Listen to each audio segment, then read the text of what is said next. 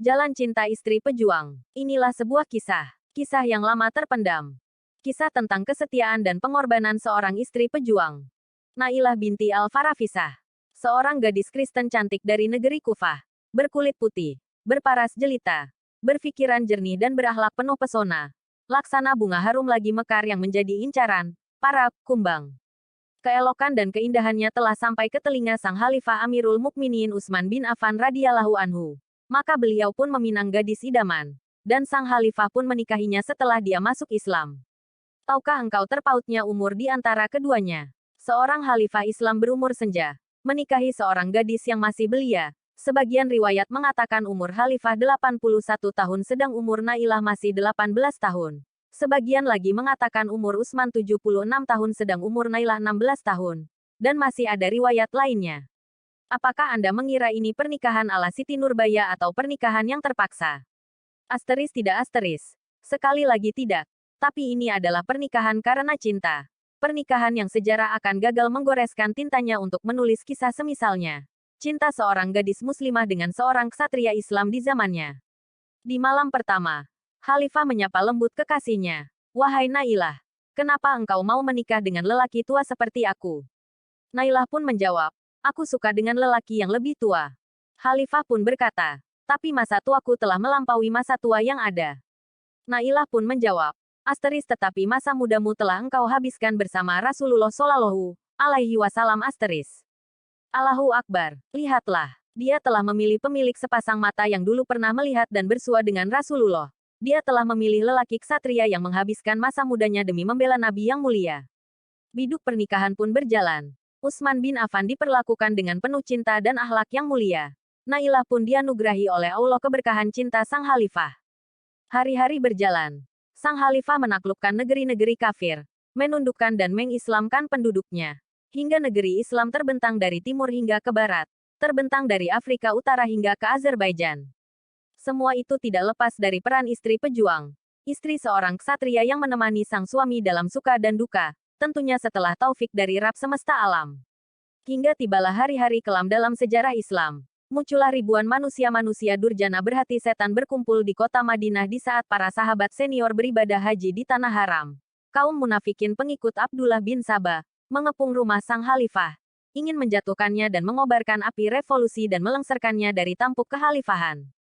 Para anak-anak sahabat yang kalah jumlah bergegas dan segera menuju rumah sang Khalifah, menghunuskan pedang dan membela sang Khalifah. Akan tetapi sang Khalifah memerintahkan mereka untuk pulang dan menyarungkan pedang-pedang mereka. Hingga akhirnya manusia-manusia setan itu berhasil mendobrak pintu rumah sang Khalifah. Sedang sang Khalifah dalam keadaan berpuasa lagi khusyuk, melantunkan Al-Quran.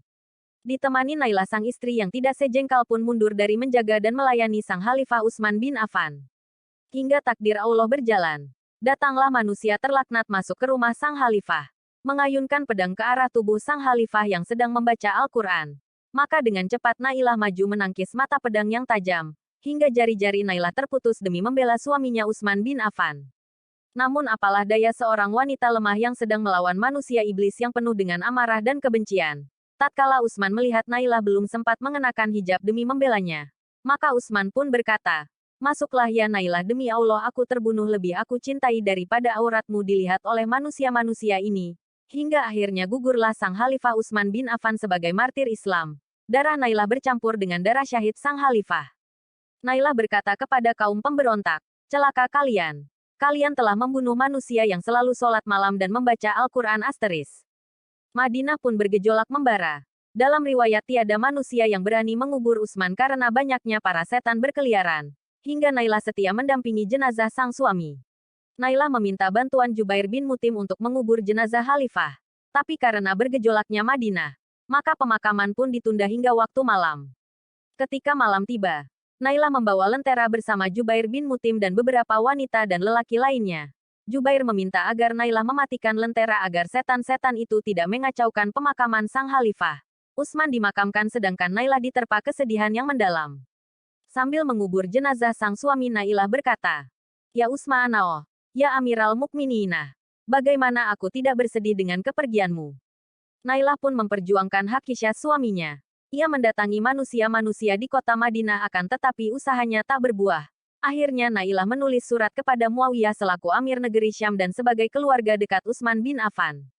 Hingga terjadilah apa yang terjadi antara Ali dan Muawiyah. Waktu terus berjalan. Nailah menjanda ditinggal suami tercinta. Hari-harinya dipenuhi dengan kerinduan dengan sang khalifah. Hingga cinta itu tak usang dimakan zaman tak lapuk dimakan waktu. Status janda belumlah memudarkan kecantikannya. Hingga datanglah lelaki rupawan. Bangsawan bahkan bergelar Amirul Mukminin Khalifah Muawiyah bin Abi Sufyan datang melamar Nailah. Maka Nailah pun bertanya ke wanita yang ada di dekatnya, apa yang membuat lelaki tertarik denganku padahal aku adalah seorang wanita janda yang terputus jari-jarinya. Wanita itu menjawab, gigi serimu. Maka Nailah pun memecahkan gigi serinya dan berkata, demi Allah aku tak akan pernah mengganti cinta Utsman bin Affan. Masya Allah, lihatlah wanita ini. Dilamar seorang lelaki yang memiliki dunianya. Tapi dia menolaknya dan lebih berharap menjadi istrinya Utsman bin Affan di dunia dan di akhirat, padahal dia seorang janda yang membutuhkan perlindungan. Waktu telah berlalu Nailah si cantik ini. Senyap dari keramaian. Dia mengurus putra-putri buah hatinya bersama Utsman, membesarkannya dengan penuh cinta. Dan dia tidak menikah lagi hingga ajal menjemputnya. Asteris innalillahi wa inna ilaihi rajiun. Asteris. Semoga Allah merahmatimu wahai Nailah. Semoga Allah mempertemukanmu kembali dengan kekasihmu Utsman bin Affan. Di surga Utsman akan menjadi pemuda gagah dan engkau menjadi bidadari jelita, insya Allah. Dan semoga wanita-wanita muslimah setelahmu bisa meneladani kesetiaanmu dan pengorbananmu demi asteris agama dan cintamu. Asteris.